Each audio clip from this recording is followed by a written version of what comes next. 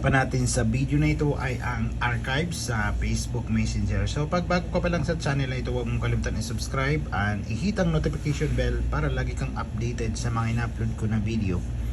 So ito yung may dalawa akong account dito, si account A at saka account B. So example, ito yung sa'yo, ito yung friend mo.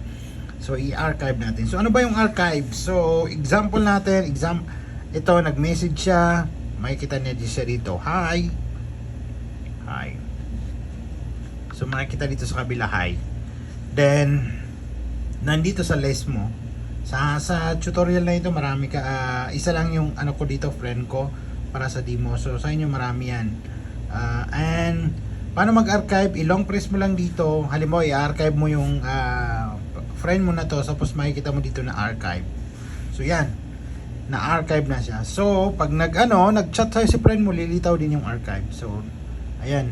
So kung makikita nyo, lilitaw din. So ulitin natin, archive. So paano naman pag gusto mo mag-unarchive, gusto mo issue dito, halimbawa sabi mo, gusto ko yung niya, check yung kanyang mga message.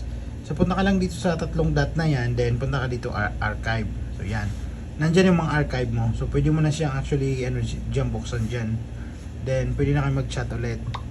Kasi sa akin minsan nag-archive ako dahil na gusto ko lang makikita dito sa mga list ko, friend list ko ay yung mga kailangan ko.